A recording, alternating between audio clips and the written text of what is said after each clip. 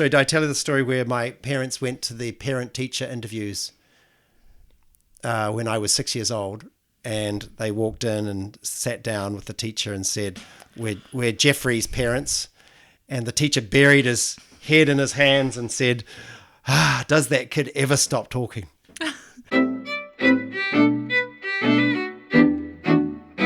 Yes, I had this really interesting little talk with a woman this week. She's a young lady. She is from the countryside in Japan, moved to Tokyo. So I said to her, how's life in Tokyo? Are you used to life in Tokyo? She's been there for a couple of years. She said an interesting thing. She was speaking Japanese, but said that, when I first went to Tokyo, it was kind of hard. I couldn't make friends. And then she said, and I thought she was going to say, but then I made some friends or whatever, and I'm okay now or whatever. But she actually said, I got used to a life without people. And it's like this weird... Wow. Sort of the way she said it in Japanese as well was kind of, she even stopped herself and she says, I kind of got used to life without people. And I feel like that's like so common in Japan. Maybe she articulated it for us, but people are used to life without people. So connection is a real challenge in Japan. Eh? Yeah. In a CNN article, actually in the same week, last week, had talked about Japan's loner culture, and there's these cafes popping up around the place called Ohitori-sama cafes, which means cafes for one person. So the seating is arranged so that people are by themselves, and this is the new adjustment in business to adjust for people being by themselves. Wow. Yeah, and you were also saying apparently statistics in 2040, 40% of Japan will be single. That's right. So single household. Single people, homes. That's right. Yeah, so it makes sense. They're making businesses like this to adjust for that. And all other ways to kind of purchase a feeling of connectedness as well. Right. Businesses pop up like that because there's a customer base for it. There's a need for it, but it's just like a false need or it falsely fills your need. So it's been weird for a while. I mean, I remember years ago reading articles about rent a family in Japan. You could rent grandma and granddad or that sort of role for a day, and they could come to your family event or they could come to whatever it was.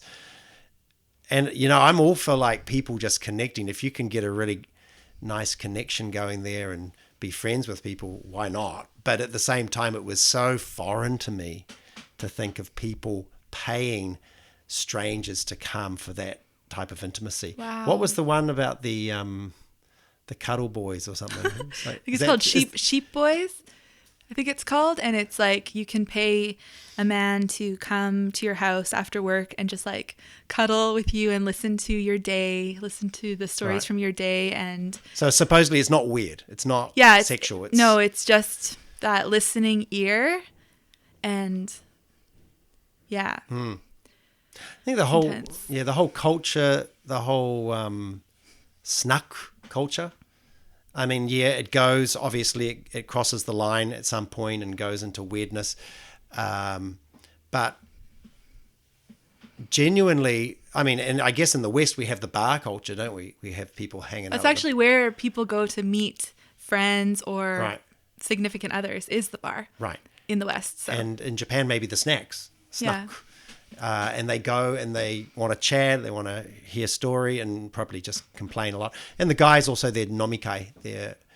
So, as a Christian, as a foreigner coming in from overseas, I really believe you've got to, at least when you get here, you've got to establish a strategy for success in this area.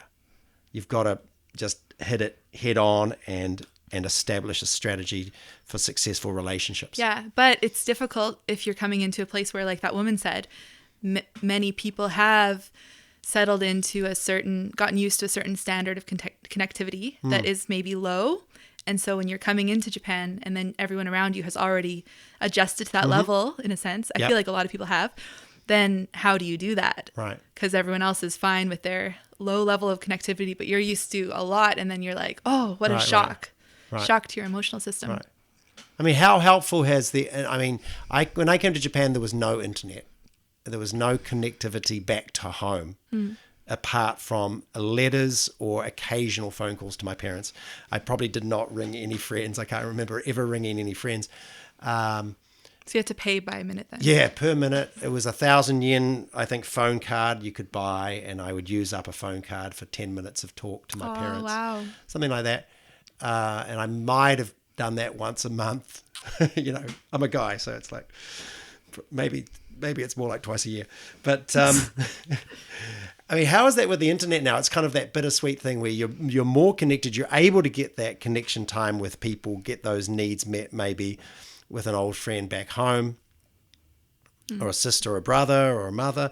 But at the same time, you have all the other stuff on the internet that affects you. I think in a sense it's hard because you're kind of straddling two worlds at one time, and it's too much almost, like to try to completely settle in Japan, but then also every day you're in the country where you're from, also mentally, because you're seeing all this stuff. And so I think there's both so much blessing and then also challenges that come with that.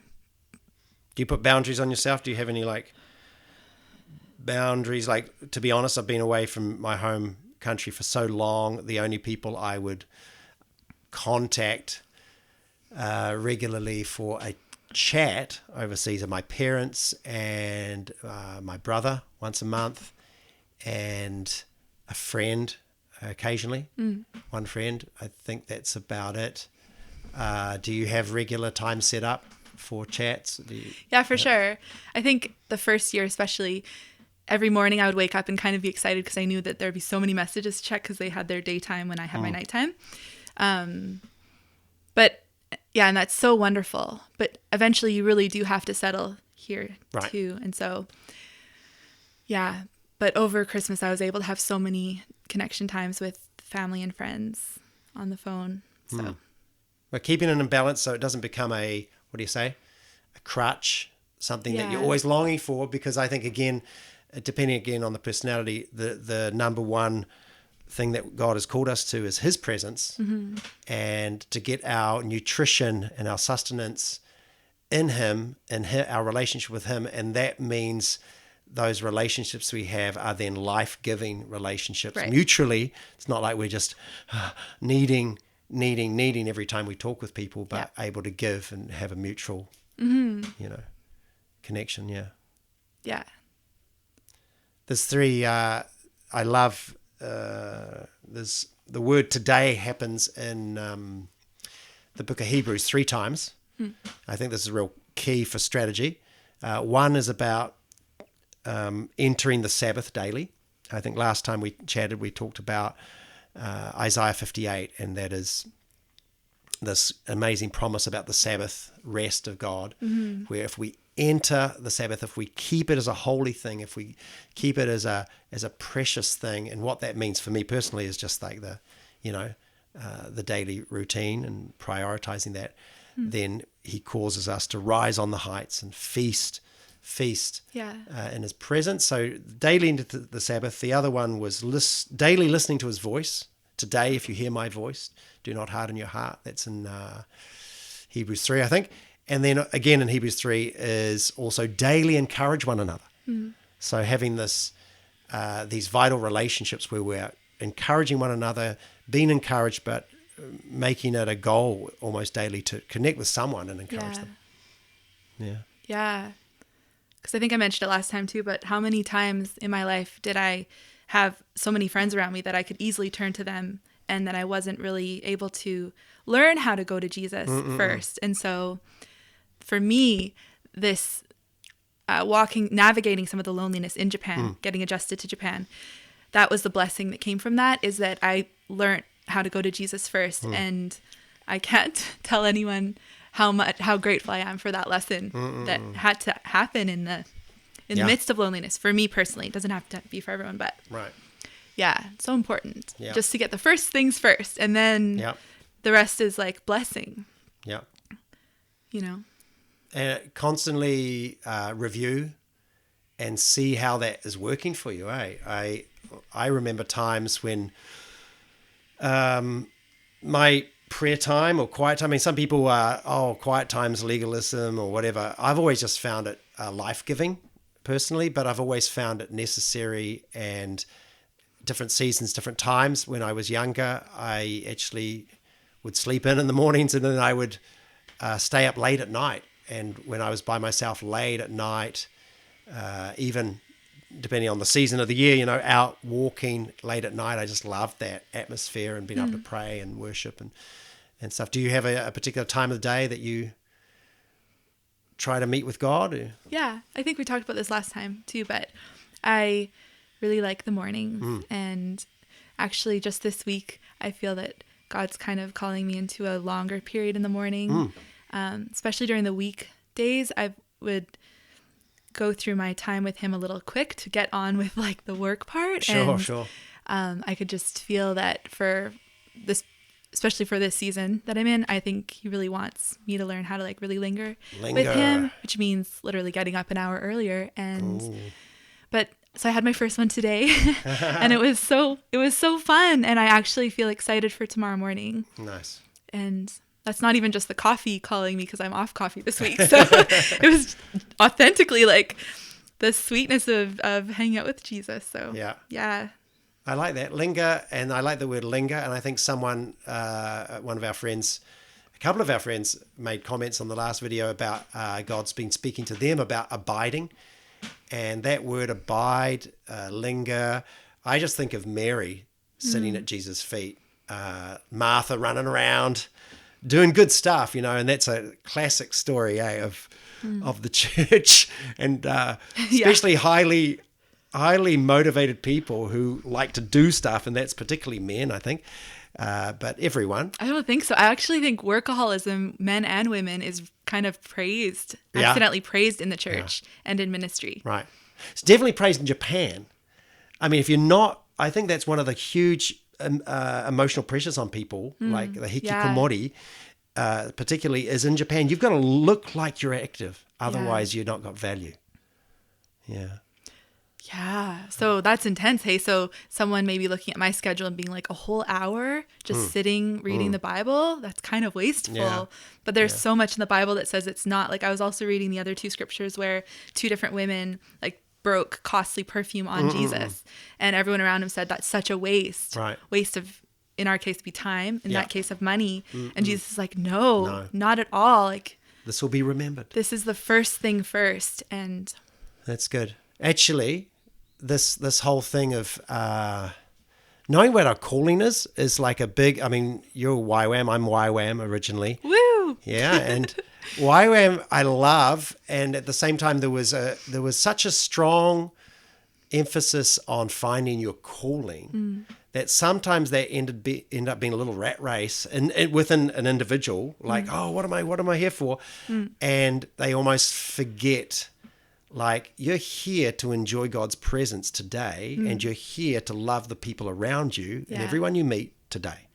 There's a simplicity to that is in balance to this calling thing. Right. And even the other day I was talking with a guy a Christian guy in Japan, Japanese, who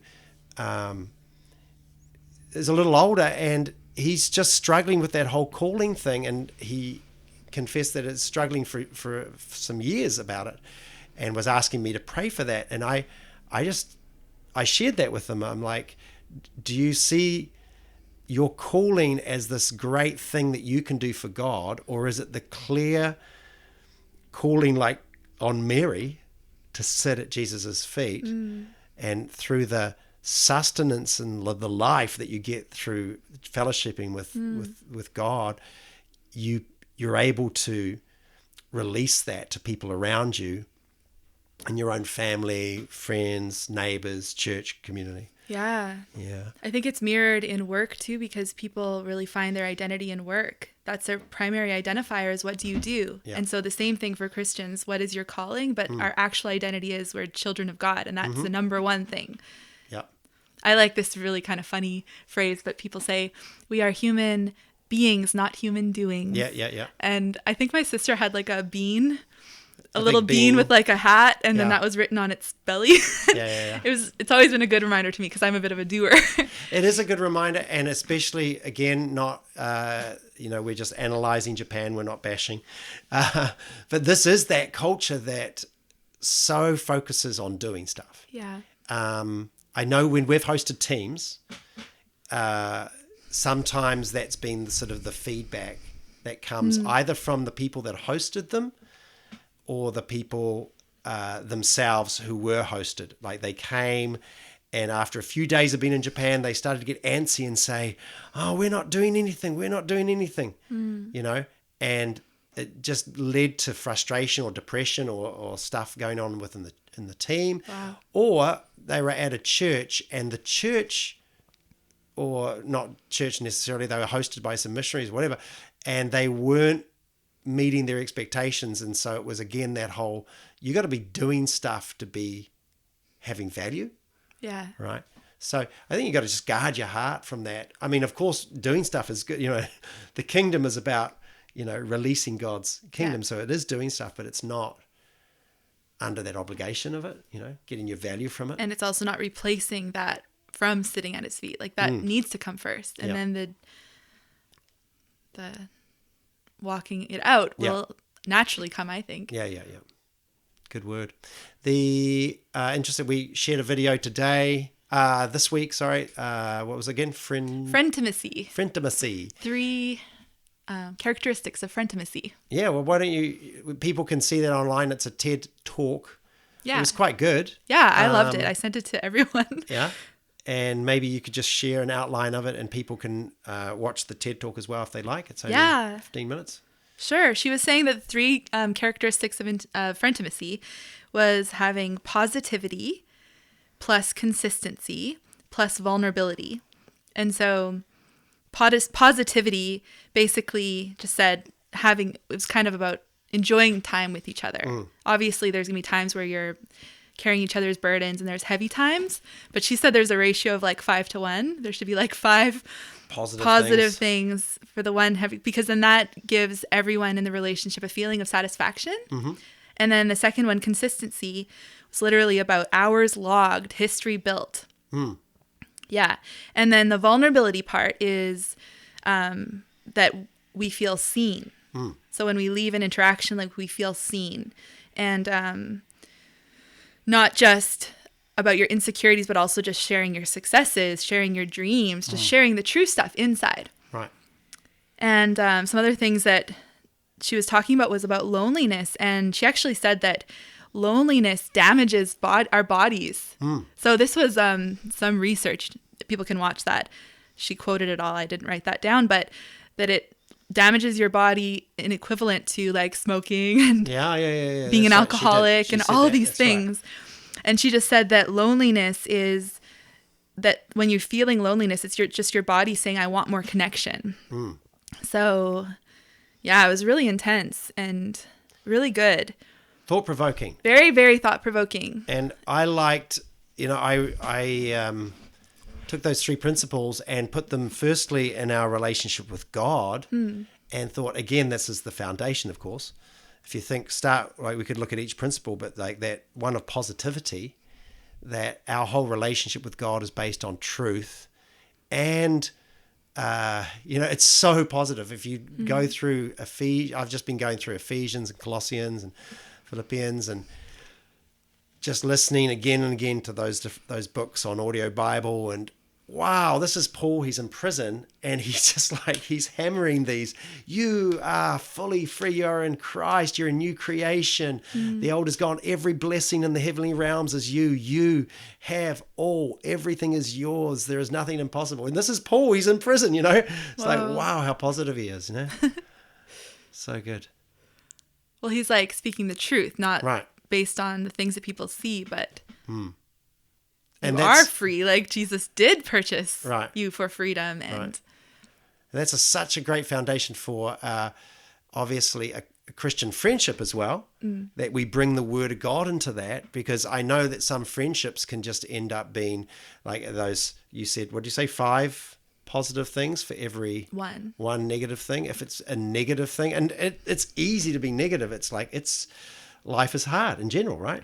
And so to come together and share one another's burdens is an aspect, is an important And sometimes aspect. people go through seasons where they just feel heavy for a certain amount of time. And so Right. like friends should be there for each other in that. I think she was talking about like an overall. Right. Yeah. Well, that's a good point. Positivity. I do, to be honest, have some,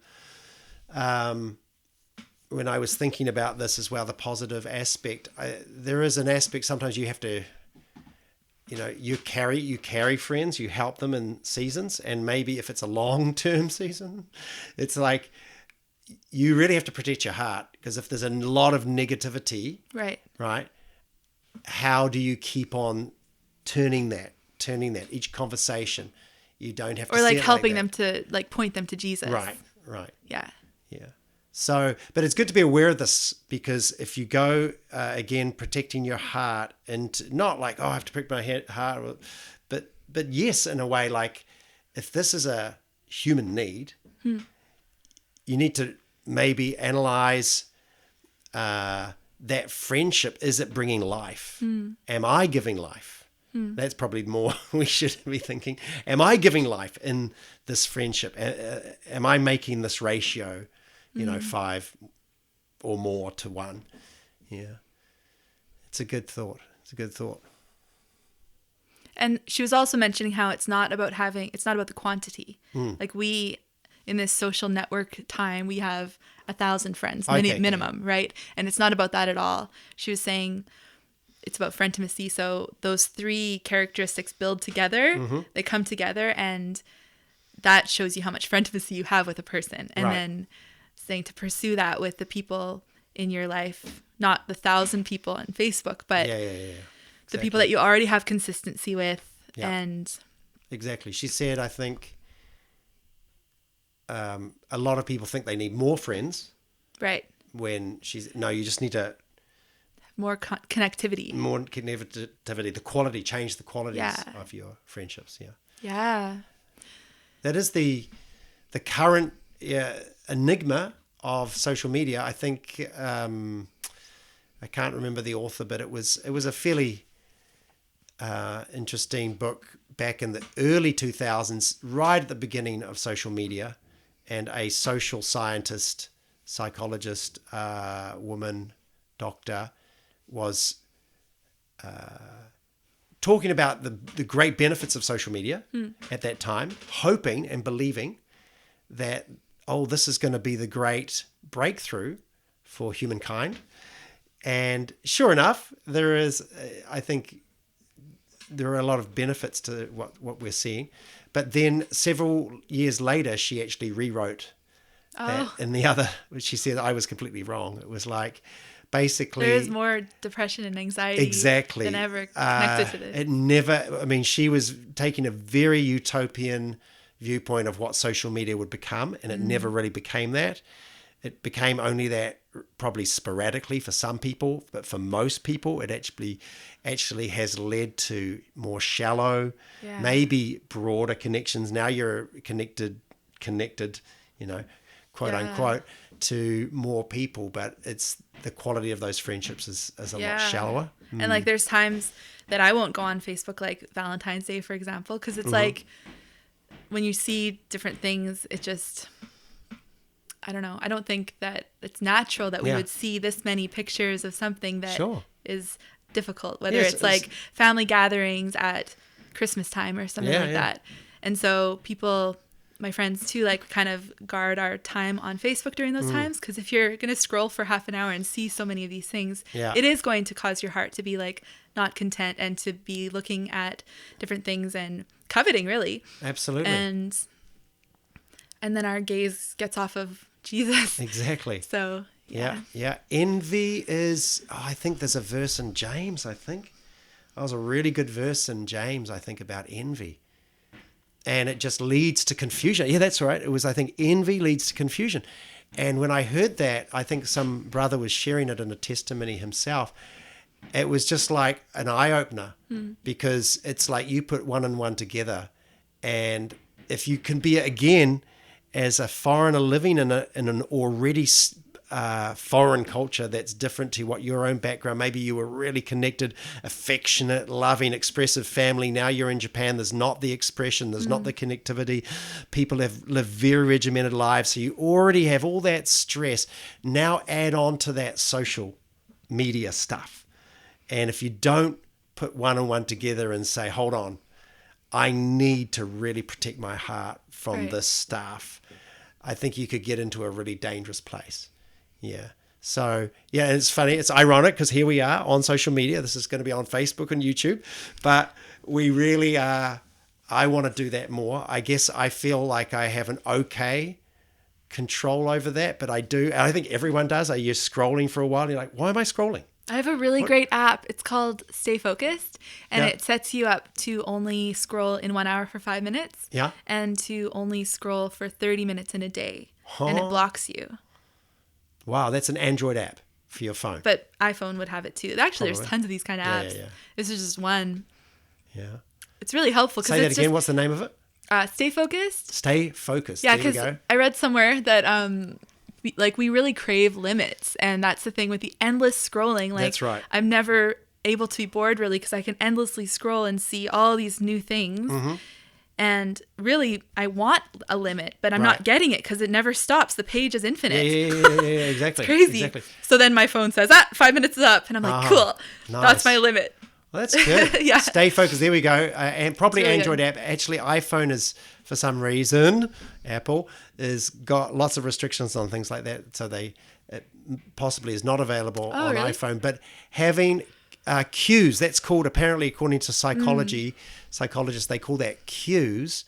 Everything has cues. Should have cues, used to have cues. In other words, a TV show came to the end of the show. It was 45 minutes or an hour and it's finished. And, I'm going to watch it again next week. And there was always an excitement. And now what happens? As we know. You've got 3 seconds to choose. It says, do you want to keep watching? Netflix. And then it starts. You're grabbed into this new episode. Yeah. I'll only watch one more. Exactly. Just that endless stream or whatever it is you're on Facebook. I only use Facebook mostly, but I think it's the same on Twitter, Instagram. Everything's endless, right? You could just sit there and scroll for years. So have you found the one where you're like, I've got to do that. I've got to send that email. I've got to check that message on Messenger or something on your computer. You find yourself, you're down at your computer 5 minutes later, you're totally scrolling down somewhere and you're like, what did I sit down to do? Totally. There's so many. It's like this day and age, it's like our brains are the computers with all the tabs open. Yeah. Crazy. So, more encouragement to each other, to ourselves, to take control of that important area. What was the next point was consistency in friendship. This is, again, friendship not just with people, with God. Consistency. Wow, I like consistency myself. I think human beings, they say, even just live longer. So physically, our bodies are created for consistency. Like if we go to bed at the same time, get up at the same time, if we have the same routine each day, those people tend to live longer. It's weird, but it's just the way we're created. I think the natural world lives like that. Animals mostly live like that. Our cats are kind of like that. But I think, consistency with our relationship with God, again, you can't overstate what it's like to do, like exercise every day. You exercise once for a really long time, once a week. So much better to exercise a little bit each day. Or saving money. Or learning the piano, or whatever it is. Learning Japanese. Consistency every day. Times, rituals, we talked about that a little bit. In friendship, and human friendships as well. That is hard though, with busyness in Japan. Have you found that? Do you have any consistent friendships that you are meeting each week, or is it more you set up weeks ahead? A couple of friends and I, I also love consistency. So like putting something in my calendar that says repeat every something is really nice for me. Otherwise you lose track of time. Right. And then it's like, oh my gosh, I haven't seen you in 3 months. So a couple of friends and I, we have every 2 weeks where we get together, and that's really nice. Feels more doable than every week with the busyness of life, but Yeah. and the spread outedness of Kansai. We're doing this. I'm doing a meeting with a Japanese guy for a little bit of physical jogging, sport, bit of exercise, and chat and pray. Generally, it's always once a week at the same place. Occasionally another friend comes with us as well.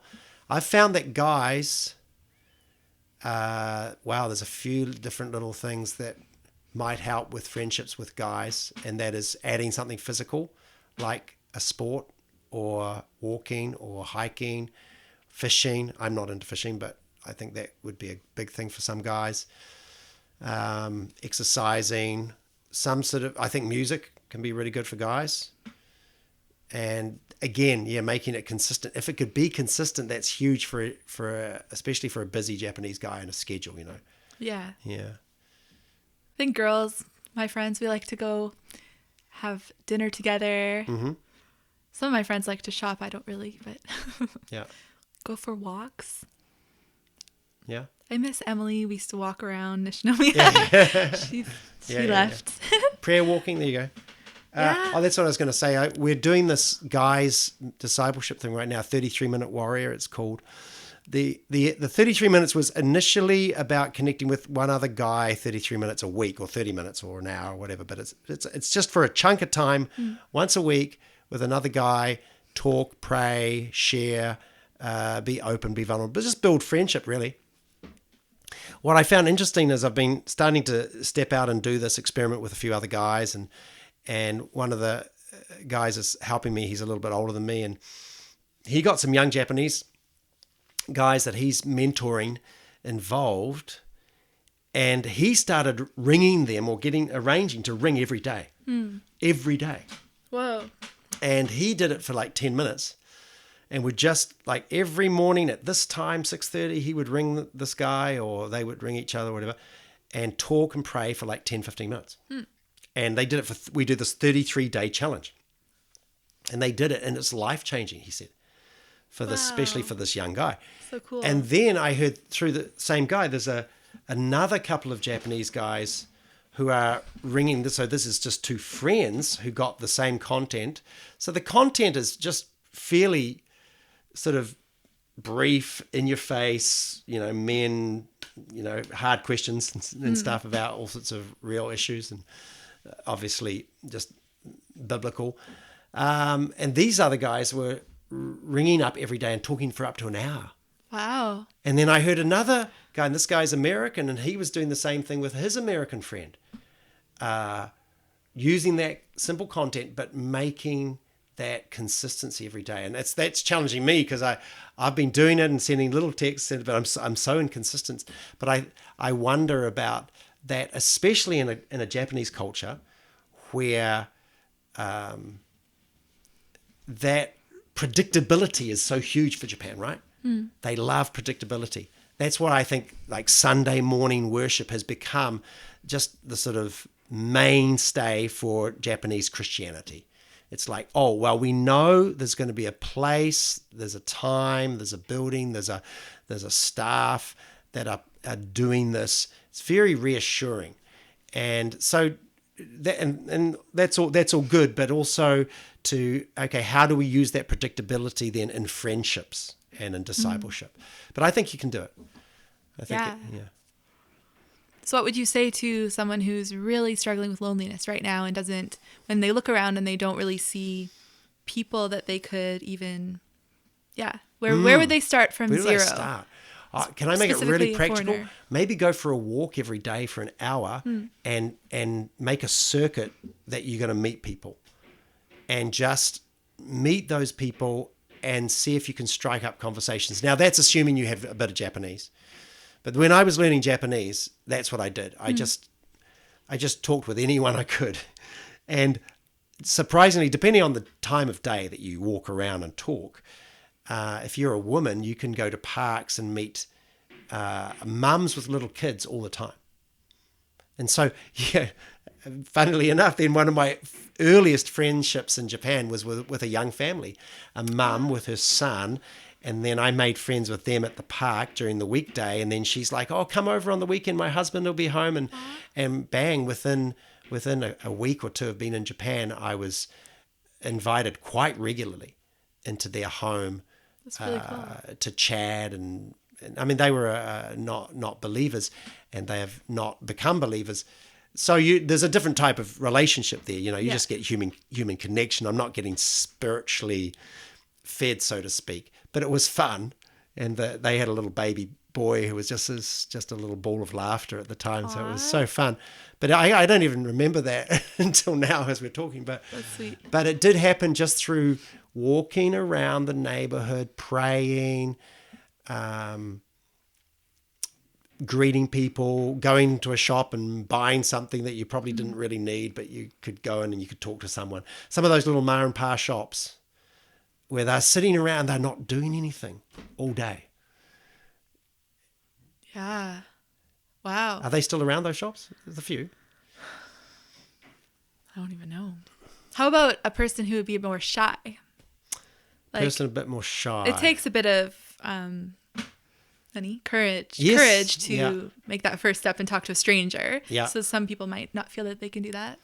I think there's a degree that you just have to step over shyness and prepare a question. It's good to have a little idea of what you're going to say to people. And hi, you want to be my friend? Yeah. I was just actually remembering again. I did study Japanese a lot at the local libraries. At local libraries, libraries in Japan, city-run libraries generally have study rooms for students, so they can. There's the library part with all the books. And then further down the hallway, there's a couple of rooms, and there's just desks for people to sit and study. So I would actually study in there, my Japanese, and then I had my notebooks with, this is my Japanese stuff that I'm going to learn for the day. And I would go outside, and then inevitably there's a bunches of people outside at the vending machines having a smoke or having a drink. And those are a lot of the ronin say, the ronin say, the students who didn't get into the university they want to, so they are studying by themselves, or they're going to a yobiko, a temporary school for a year to go and try again to get into the university they want to go in. And a lot of them would frequent these study halls, and you can make friends with those. But again, that's I generally I could make a friend with a lamppost in a sense. Because I just persevere. So it is a little hard, but I think if you prepare yourself with a few questions, and also prepare yourself a little bit for disappointment, because some people are just genuinely not friendly.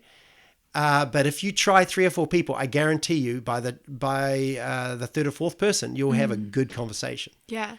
And if you're asking questions about them, and maybe you ask, well, what's your dream in life? What do you want to study in the future? And you're asking these open-ended questions. And so true. And also, in my life, I've always seen God provide for my needs. And so I really believe that, if someone moves to Japan, for example, and seeks God for the need of connectivity and stuff, and really trusts that desire for him, that he will provide family and provide relationships. I really believe that. Yeah. I've actually never experienced him not. Sometimes it takes longer than we want and different, and it looks different than we were expecting, but I've never seen him not provide for what I need emotionally, spiritually, and physically. So, yeah. I would say, so today we've looked at this, the three sides of this triangle are positivity, consistency, and vulnerability. Vulnerability is a really good topic, and I think we can keep that maybe for next time. But I was just going to say, with the consistency and the rituals, if people are in a bad cycle and you just have not broken through in some of these areas, I would say it's time to really get help. And when I say help, I'm not saying necessarily professional counseling, but really ask some questions to some some people, maybe a spiritual leader or other missionaries or friends, but just don't settle for that low, what do you say, that low level of existence and just surviving. Right. Yeah. I'm just agreeing with you. I'm Yeah. like, yes, amen.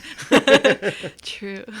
It is. It's like, take a little evaluation. I think fasting is always good. Fasting, internet is good.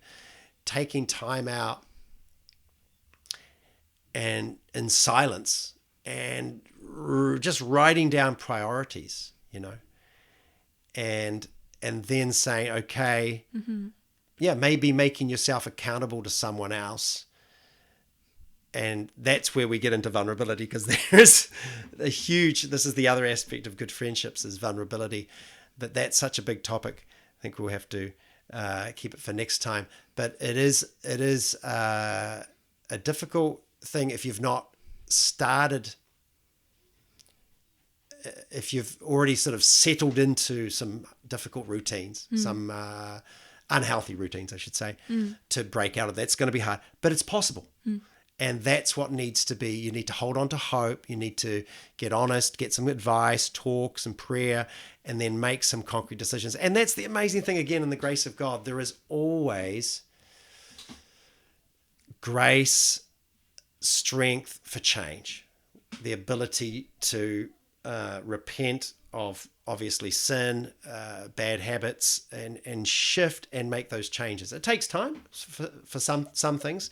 Others are very quick, but there's always hope and there's always possibility.